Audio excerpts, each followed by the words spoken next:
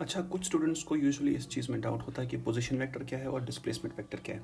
और अगर आप अपनी बुक खोल के देखोगे, मतलब जो बेसिक टेक्स्ट बुक है आपके पास, है रेफरेंस बुक है, वहाँ पर सिवाय कन्फ्यूजन के आपको शायद ही कुछ मिलेगा।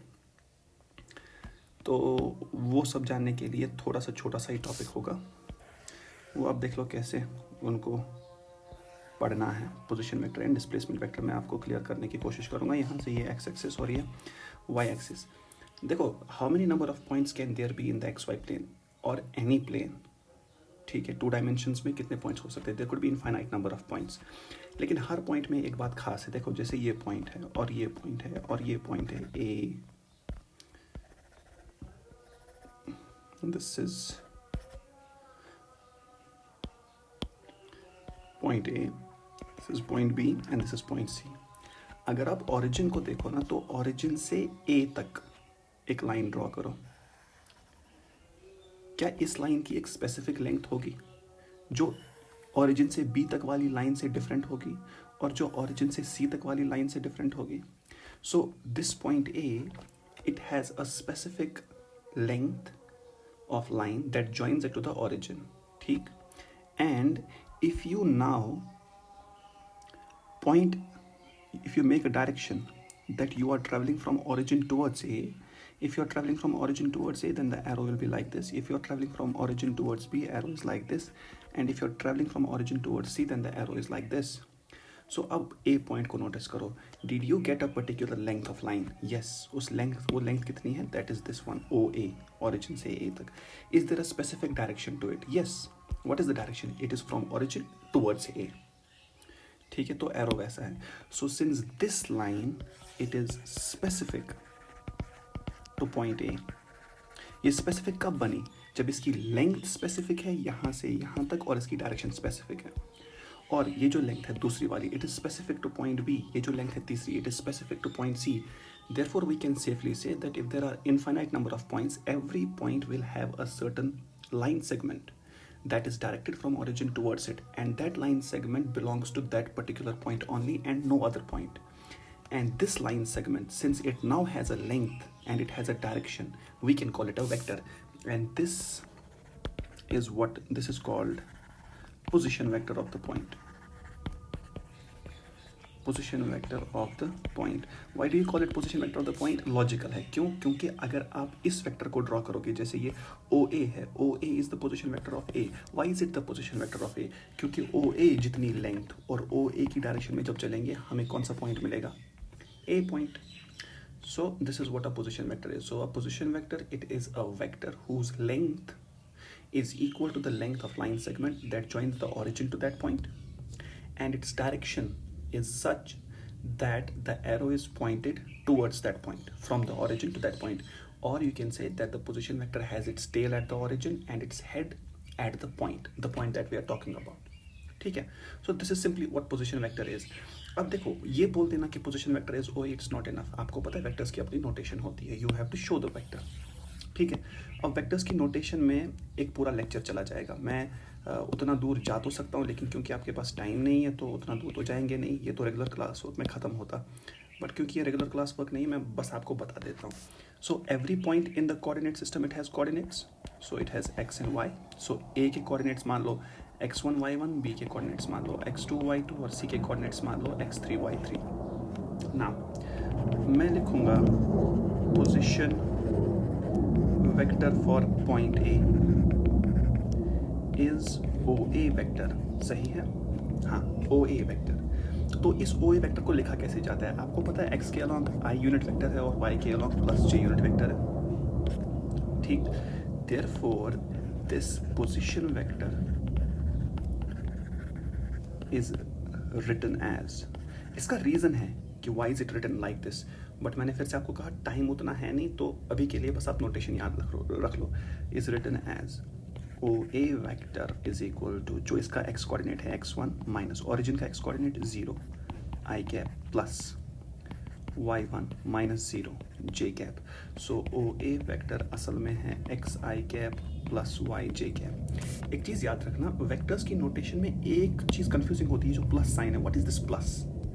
क्या ये वही प्लस है जो आप डे टू डे प्लस पढ़ते हो, 2 + 1 3, 3 + 1 4? नहीं, This plus is not mere addition. This is resultant.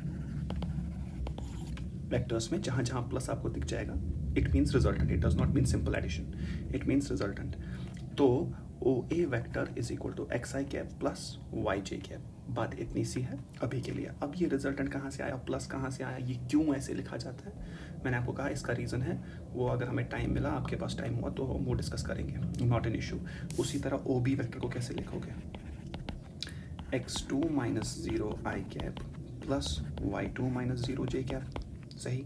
उसी तरह OC पोजिशन वेक्टर को कैसे लिखोगे, x3 minus 0 i cap plus y3 minus 0 j cap. Am I right? Okay, fine, done. So this is what position vector is. Simple सी बात इतनी है. अब आगे कैसे काम चलेगा, पोजीशन वेक्टर तो हो गया. अब समझना बात को.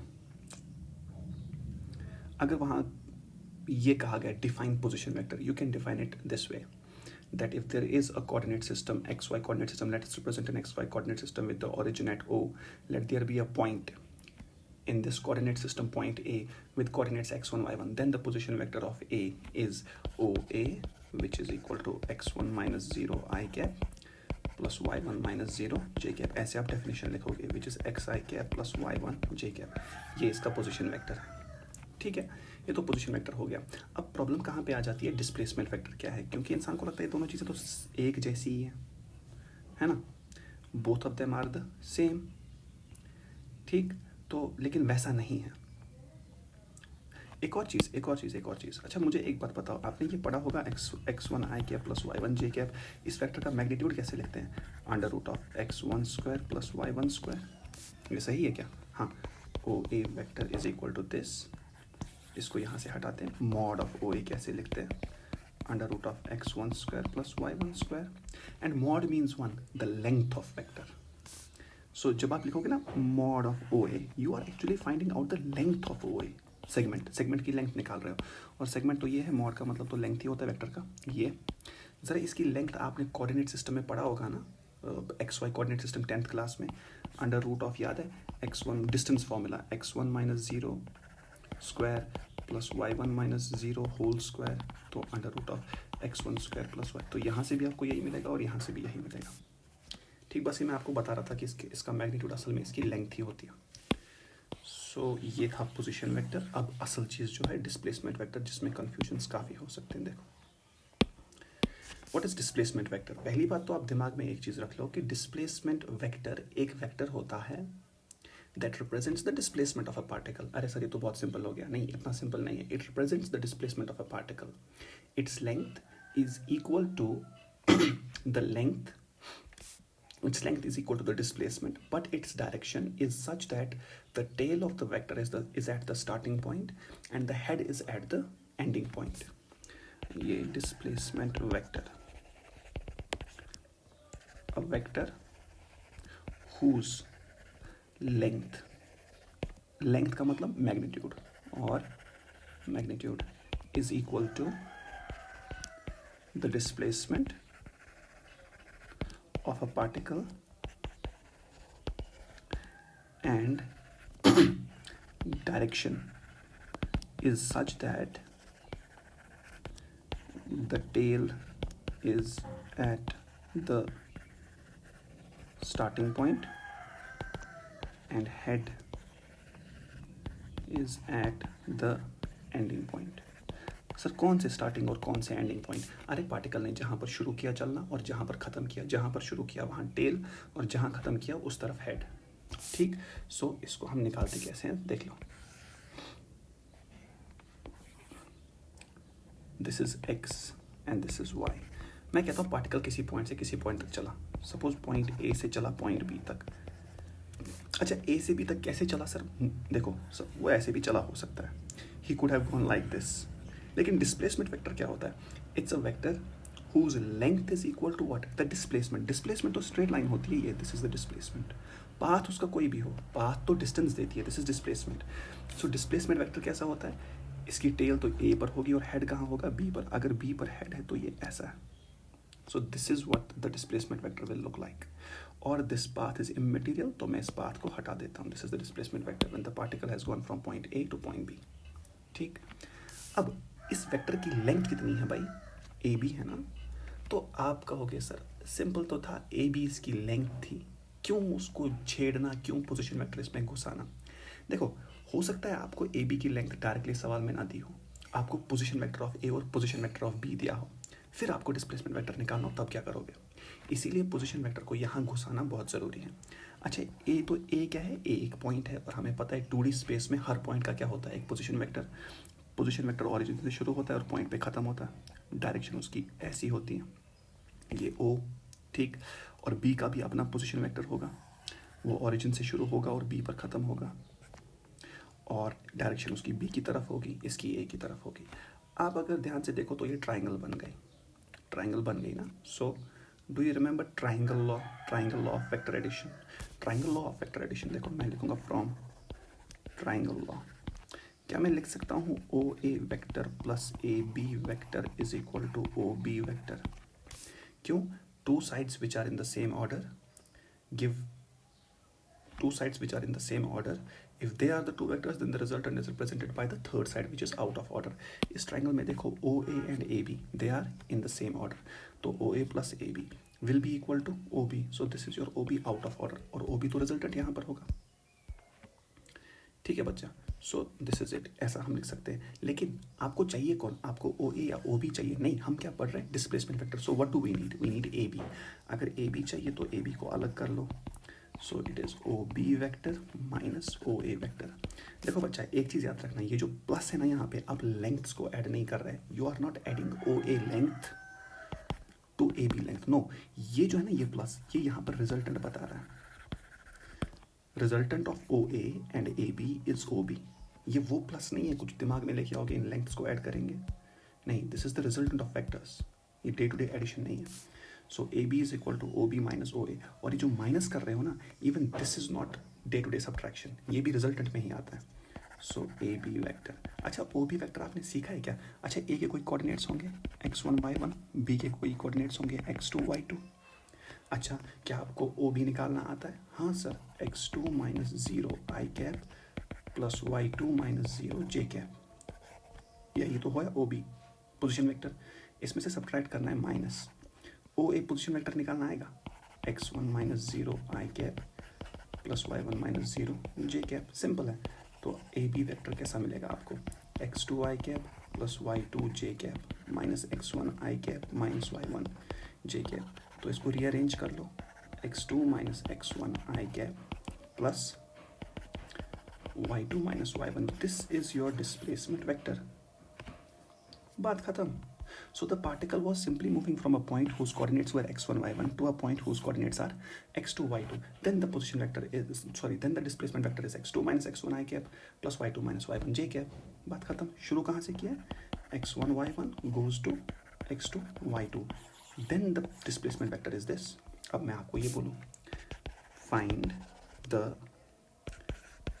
displacement vector if a particle moves from 2,4 to 3,8. क्या करते हैं? देखो, x1 y1, this is your x1 y1, ये तुम्हारा कौन? x2 y2. क्या है position displacement vector? x2 minus x1, यानी कि 3 minus 2 I cap plus y2 minus y1 8 minus 4 J cap. बात खत्म. So it is I cap plus 4 J cap. ये आपका डिस्प्लेसमेंट वेक्टर है. कोई कहेगा ये पॉइंट ए है, ये पॉइंट बी है. Position vector of A, position vector of A, position vector of A क्या होता है? Position vector x1 minus zero I cap, ये plus y1 minus zero J cap. It will be 2 minus zero I cap plus 4 minus zero J cap. Position vector of B 3 minus zero I cap plus 8 minus zero J cap. ये फ़र्क है position vector और displacement vector में. बात इतनी सी है. सो displacement vector असल में ही आता है ट्राइंगल लॉ से. ये यहाँ पर ये डिस्प्लेसमेंट वेक्टर, वहाँ पर कोई बोले डिस्प्लेसमेंट वेक्टर निकाल के तो डिफाइन करके, तो you can simply define, you can define the displacement vector. Let there be a particle which moves from point A to point B. The position vector of A is O A and that of B is O B. From the triangle law we have this. Simply अगर definition ही लिखनी हो ना, फिर आप simply कहोगे the coordinates of A are x1 y1 b are x2 y2 then the displacement vector is this. अब अगर लंबा चौड़ा सवाल है, कुछ अच्छे खासे नंबर है उसके, तो फिर ट्राइंगल लॉ से यहाँ तक पहुँचोगे। सिंपली आपको डिस्प्लेसमेंट वेक्टर निकालना है, which is A B, simple triangle law से।